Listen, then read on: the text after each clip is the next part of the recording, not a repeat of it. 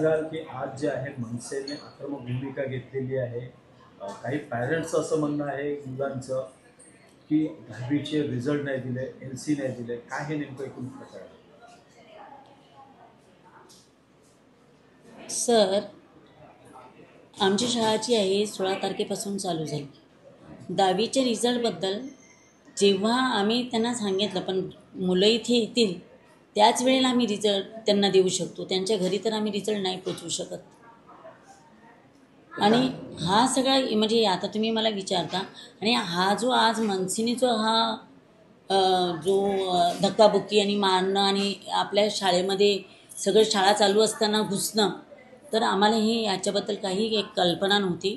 आमचे 11वीचे एक स्टुडंट्स, त्यांना LC हवी होती, म्हणून त्यांच्या पालकाबरोबर मनसेचे अधिकारी काल येऊन गेले आणि ते आमच्या मॅडमना भेटले आणि मॅडमनी त्याबद्दल त्यांना सांगितलं की उद्या तुम्ही अर्ज घेऊन या. अर्ज घेऊन आल्यानंतर आम्ही तुम्हाला LC देऊ. आणि त्यानंतर आज सगळे एकत्र येऊन हे सगळी फोडतोड केलेली आहे. मला स्वतःलासुद्धा त्यांनी धक्काबुक्की करून खूप काही म्हणजे अपमानास्पद केलेलं आहे. आणि मारहाण झालेली आहे. ऑफिसमध्ये घुसून त्यांनी आम्हाला मारलेलं आहे आणि इवन आमच्या स्टाफलासुद्धा मारलेलं आहे. त्यांनासुद्धा म्हणजे हे केलं त्यांनी, म्हणजे धक्काबुक्की दिली आहे. हां, द्यायला तर लागेलच ना सर. नाही देणार तर एज्युकेशन आम्ही चालवणार कसे? हे एज्युकेशन म्हणजे एक सरस्वती मंदिर आहे आणि जशी आपण देवाची पूजा करतो तशी इथे सरस्वतीची पूजा केली जाते.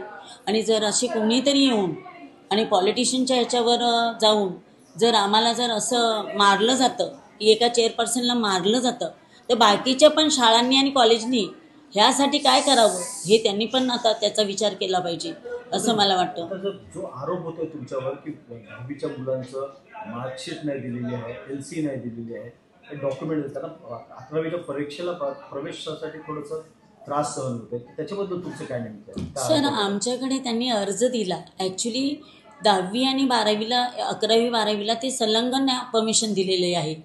तर ते कॉलेज पण आपल्याकडे ज्युनियर कॉलेज आहे ना, तर त्या मुलांना आपल्याचकडे प्रवेश घ्यायचे आहेत की बाहेर कोणत्या कॉलेजमध्ये प्रवेश घ्यायचा आहे हे त्यांनी आम्हाला सांगितल्याशिवाय आम्हाला कसं कळेल? त्याच्यासाठी त्यांनी अर्ज हा द्यायला पाहिजे. अजूनपर्यंत कोणी अर्ज आम्हाला दिलेला नाही आहे आणि त्याची लेखीसुद्धा त्यांच्याकडे असेल तर ते तुम्ही पडताळून पाहावी.